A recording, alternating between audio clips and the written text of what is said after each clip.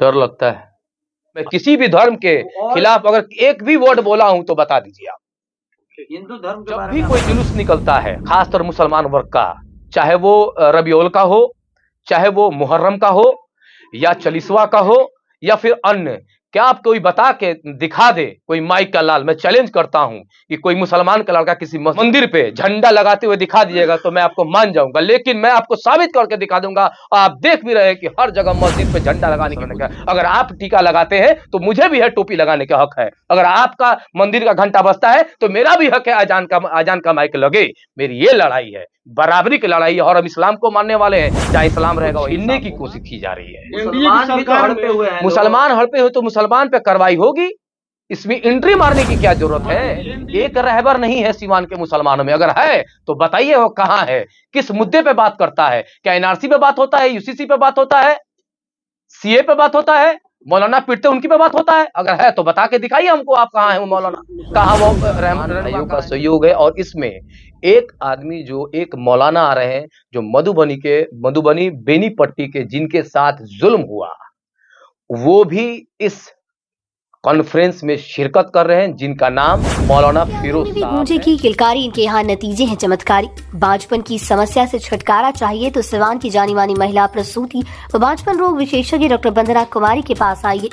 यहाँ 24 घंटे इमरजेंसी सेवाएं उपलब्ध है। पता है Vandana maternity care clinic, Pooja medical hall, doctor Ramaji Chaudhary से 100 कदम पूरब, डॉक्टर्स कॉलोनी, सिवान। देखिए, आज हम सभी मीडिया कर्मियों का सबसे पहले आभार व्यक्त करते हैं कि वो उन्होंने अपना कीमती वक्त हमको दिया, और ये इसलिए ये पीसी रखा गया है कि 22 मार्च दिन शनिवार, समय 10 बजे, जगह लिमरा होटल, जो गैर कौम का एंट्री होना हमारे वक्फ बोर्ड में, उन्हीं के विरोध में हम लोगों ने एक सभा रखा है, कॉन्फ्रेंस रखा है लिमरा होटल में। और उम्मीद है कि लोग हजारों के सैकड़ों की संख्या में आके इस आवाज को बुलंद करेंगे, और जो मुसलमानों का वजूद वकार है, जो एक वक्फ बोर्ड उनका अधिकार है, जो छीनने की कोशिश की जा रही है, घुसने की कोशिश की जा रही है, उसी के विरोध में हम लोगों ने एक सभा रखा है। क्या मामला है? वक्फ बोर्ड के खिलाफ आप क्यों विरोध कर रहे हैं सरकार का? क्यों नहीं करेंगे? हम मुसलमानों के साथ, आपको लगता है कि भारत में आजकल न्याय हो रहा है? मस्जिद हमारी तोड़ी जाती है, मदरसे हमारे बंद होते हैं, दाढ़ी हमारी खींची जाती है। बेनीपट्टी मौलाना का क्या दोष था? इसलिए मारा गया क्योंकि उनके मुसलमान थे। बगल में संभल में 5 आदमी मर गए मस्जिद की तोड़ने के चक्कर में। आपको कुशीनगर में अब शरीयत में घुसी जाते हैं, 3 तलाक में घुसी जाते हैं। अब वक्फ बोर्ड जो हमारा अपना वजूद वकार है, जो वक्फ है क्या? वक्फ ये है कि जो हमारे पूर्वज छोड़ के चले गए हैं, इस्लाम और अल्लाह के नाम पर जो दे चीजों को अपने कौम में मजबूती के साथ, जैसे में मदरसा, मस्जिद, यतीमखाना, और जितने भी बड़े पुरुषान हो, गरीब गुर्जों की मदद के लिए वक्फ किया, उसी को देख रेख को वक्फ बोर्ड बनाया गया। और उसमें गैर कौम को एंट्री होने का क्या मतलब है, क्या जरूरत है? आपको बताइए। आप सरकार का ये कहना है कि वक्फ बोर्ड से जो चीजें मुसलमानों को मिलना चाहिए वो आम जनता, आम मुसलमान तक नहीं पहुंच पाता है। सरकार अगर सबका साथ सबका विकास माननीय प्रधानमंत्री जी कहते हैं, क्या आपको लगता है कि सबका साथ और सबका विकास हो रहा है? अगर ऐसा होता तो मॉब लिंचिंग क्यों हो रही है?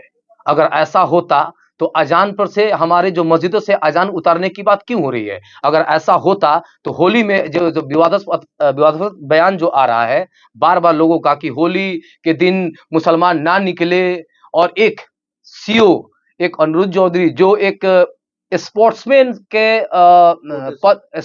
के द्वारा भर्ती होता है, उसका बयान सुनिए, ये क्या है? तो ये आपको लगता है सरकार हम मुसलमानों के साथ है? बिल्कुल ही नहीं है। सरकार हमारे जो चीजें हैं उसमें जाके हम लोगों को डायरेक्ट, हम लोगों को चोट देने का काम कर रहा है, और हिंदू भाइयों को खुश करने के लिए, क्योंकि सिर्फ और सिर्फ इसमें राजनीति हो रहा है, और उसमें देश का भलाई नहीं होने वाला है, ना आम जनता का भलाई होने वाला है। वक्फ प्रॉपर्टी है, उसमें तो बहुत सारे अपने ही, जिस कम्युनिटी की बात कर रहे हैं, कई जगहों पे तो वही लोग, अपने ही मुसलमान ही लोग कब्जा किया है, धर पकड़ लिया है। तो ये काम नहीं तो आप तो सरकार, हम जो सरकार है उसमें दूसरे कौम गैर की एंट्री क्यों हो रही है भाई? क्यों हमारे मुसलमान में आदमियों की कमी हो गई है? हमारे मुसलमान में या फिर एकदम कमजोर हो गया है, तभी ना दूसरे कौम को लेके आया जा रहा है। उनके उनके धर्म में हम मुसलमान कब किसी एंट्री मारते हैं या फिर कोई सरकार एंट्री मारता है? हमारे ही मुसलमान कौम पे क्यों ऐसे हो रहा है? और इतना बड़ा परेशानी क्यों आ गया है कि वक्फ बिल को देखिए, ये जमीन हड़प के, ये जमीन को पूरी तरीके से आज 2 घुसे हैं, कल पूरे घुस जाएंगे और हमारी जमीन, हमारा जो दिया हुआ, जो हमारी अपनी जो जमीन है, वो सबको छीनने की कोशिश की जा रही है। मुसलमान भी तो हड़पे हुए हैं। मुसलमान हड़पे हुए तो मुसलमान पे कार्रवाई होगी, इसमें एंट्री मारने की क्या जरूरत है? एनडीए की सरकार में 2 अहम दल हैं, एक नीतीश कुमार का और एक सीके नायडू का। क्या लग रहा है इन दोनों की क्या भूमिका होनी चाहिए? क्योंकि पूरे देश देख रहा है, पूरी देश देख रहा है कौन मुसलमानों के साथ है, और सेकुलरवादी के नाम पर सिर्फ एक छलावा है। सेकुलर के नाम पर सिर्फ मुसलमानों को वोट लिया जाता है, लेकिन मुसलमानों के लिए कोई आवाज नहीं उठा रहा है। इसलिए हम मुसलमान अपना हक खुद के लिए लड़ेंगे और लड़ भी रहे हैं अगर कोई हम लोगों के साथ।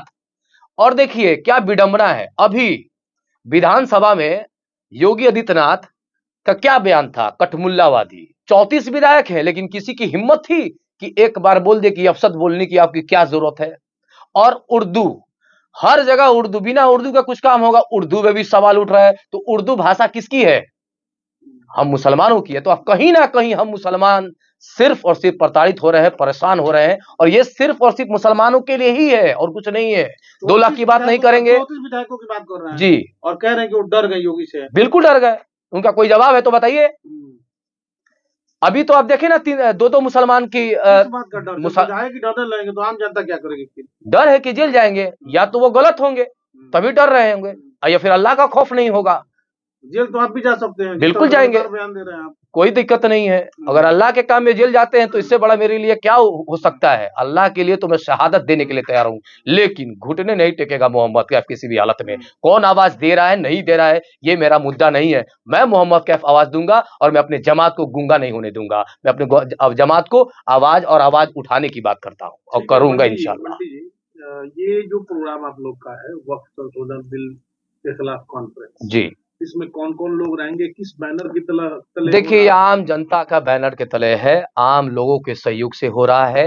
ये चांदपाली के जो पैक्स के चुनाव जीते हैं मेहताब आदमी, उनका भी एक सहयोग है, और भी बहुत सारे लोग हैं, जैसे कि जो लिमरा होटल में हो रहा है, उनका भी सहयोग है और लोगों का भी सहयोग है। सारे मुसलमान भाइयों का सहयोग है। और इसमें एक आदमी, जो एक मौलाना आ रहे हैं, जो मधुबनी बेनीपट्टी के, जिनके साथ जुल्म हुआ, वो भी इस कॉन्फ्रेंस में शिरकत कर रहे हैं, जिनका नाम मौलाना फिरोज साहब है।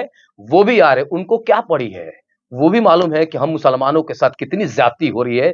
वो भी शिरकत आके हम मुसलमानों को आवाज को बुलंद करना चाहते हैं और हौसला अफजाई देना चाहते हैं कि कितना भी जुल्म हो, क्योंकि जीत सच्चाई की होगी, जीत संविधान की होगी, और ये लड़ाई संविधान की लड़ाई है, और संविधान रहेगा तो हम सभी रहेंगे। बेनीपट्टी के जिस मौलाना की आप बात कर रहे हैं, उसको पुलिस ने बड़ी बेरहमी से पीटा था। बिल्कुल पीटा था। उसके बाद भी ये वक्फ बोर्ड में, ये वक्फ कॉन्फ्रेंस में शामिल हो? बिल्कुल, ये आपको 21 तारीख को आ जाएंगे, और मैं सभी आपके जितने भी हमारे पत्रकार बंधु हैं और बड़े भाई हैं, आप लोगों से निवेदन है कि आप उस दिन आइएगा और उनसे प्रेस कॉन्फ्रेंस कीजिए और उनका दर्द लाइव लोगों को दिखाइए कि हम मुसलमानों के साथ, टोपी वाले के साथ, दाढ़ी वाले के साथ, एक उलेमा, एक कारी के साथ कितना जुल्म हुआ, वह खुद अपने बयान से बोलेंगे। मैं कहूंगा तो लोग कहेंगे कि ये बनावटी बात बोला, लेकिन अगर उनके साथ अगर आप उनका पीसी होगा तो आप खुद सोच लेंगे कि मुसलमान क्या सही में देश में मुसलमान के साथ क्या हो रहा है, वो खुद ब खुद बता देंगे आपको। ठीक है, एक सवाल रहेगा आपकी हमारी तरफ से। आप चूंकि ये इस तरह के जो भी प्रोग्राम कर रहे हैं, आपको कई जगह देखा गया है सोशल मीडिया के माध्यम से, आप जहां मुसलमानों की बात होती है आप वहां जाके, तो एक धड़ा है जो ये कह रहा है कि ये सब आप इसलिए कर रहे हैं क्योंकि आपको मुसलमानों का नेता बनना है, आप राजनीति कर रहे हैं। ठीक, मुसलमानों का नाम लेकर। एक बात पूछना चाहता हूं कि अगर हक की आवाज बोलना, अपने जुल्म के खिलाफ लड़ना, क्या ये नेतागिरी है? मैं कब बोल रहा हूं कि मुझे टिकट दे दीजिए? मैं तो कहता हूं कि जमात को टिकट मिले। मैं तो कहता हूँ कौम को टिकट मिले। मैं अपनी बात कभी कहता ही नहीं हूँ। मैं रहूँ ना रहूँ, मेरी जमात जरूर रहेगी। ये आप मानते हैं ना? तो ये लड़ाई मेरी जमात की है ना कि बल्कि मोहम्मद कैफ की है। ये कॉन्फ्रेंस करने से अगर किसी को गलत लगता हो तो वो ना आए। लेकिन मैं सभी मुसलमान भाइयों और खासकर गैर कौम हिंदू भाइयों को बोलता हूं कि आप हमारी मदद कीजिए और जो गलत है उसे गलत बोलिए, जो सही है वो सही बोलिए। यही संविधान कहता है। और कौन क्या कह रहा है नहीं कह रहा है मैं उनके पीछे नहीं जाऊंगा। 20 सालों से सिवान के मुसलमान जानते हैं कि मेरे साथ क्या हो रहा है। एक रहबर नहीं है सिवान के मुसलमानों में, अगर है तो बताइए वो कहां है, किस मुद्दे पे बात करता है। क्या एनआरसी पे बात होता है, यूसीसी पे बात होता है, सीए पे बात होता है, मौलाना पीटते उनकी पे बात होता है? अगर है तो बता के दिखाइए हमको, आप कहाँ है वो मौलाना, कहाँ वो रहनुमा कहाँ है? आप कह रहे हैं मुसलमानों का सिवान में रहबर नहीं है। बिल्कुल नहीं है तो बताइए। क्या मोहम्मद कैफ उर्फ बंटी रहबर बनना चाहते हैं? बिल्कुल नहीं। हमारी जमात के लोगों में से आवाज निकले, हमारे जमात के लोग आगे बढ़े। मुझे कोई लालच नहीं है, अल्लाह शाहिद है। मैं किसी को खुश करने नहीं आया हूं, मैं अपने अल्लाह को खुश करने, और अल्लाह खुश तो मेरा सब कुछ खुश। मुझे कोई फर्क नहीं पड़ने वाला है कि कौन खुश हो रहा है नहीं खुश हो रहा है। आप खुश हो रहे हैं, सरफराज भाई खुश हो रहे हैं या कोई खुश हो रहा है, मुझे कोई लेना नहीं। मेरा अल्लाह को खुश करना काम है, क्योंकि मेरा मौत पे ईमान है। मुझे मालूम है आज नहीं तो मैं कल मरूंगा, तो मैं ऐसे अपने नस्ल को संदेश देके जाऊंगा, मैसेज देके जाऊंगा। कोई तो होगा जो लड़के मारा झुक के नहीं मरा। एक सवाल, आप मुस्लिम की बात करते हैं, मुसलमान हाँ की हाँ बात बिल्कुल करते हैं, और भी बहुत सारे लोग हैं जो हिंदू धर्म की बात करते हैं, जी। अपने धर्म को आगे बढ़ाने, मंदिर की बात करते हैं, मैं धर्म की बात नहीं करता हूँ, अपने मैं जात अपने की बात लोगों करते की हैं, बात अपने करता जमात हूँ, की बात जमात करते की हैं। बात करता हूँ। मैं किसी भी धर्म के और खिलाफ अगर एक भी वर्ड बोला हूं तो बता दीजिए आप। किसी भी धर्म के खिलाफ एक वर्ड जो मेरे कौम के खिलाफ बोलेगा, मैं उनके लिए मैं बोलूंगा। और मैं ऑन द माइक कह रहा हूं, मैं किसी भी धर्म के खिलाफ नहीं हूं, क्योंकि मैं मोहम्मदवादी हूं और मोहम्मद वाली एक इंसानियत का मिसाल है, मैसेंजर ऑफ गॉड है। और भी लोग हैं, पॉलिटिकल पार्टी है, वो लोग भी अपने धर्म, अपने समाज, अपने जाति, मंदिर की बात करते हैं। तो वो क्या मतलब उनको आप मतलब वो किस हिसाब से गलत करते हैं? मैं आपका जवाब देना चाहता हूं।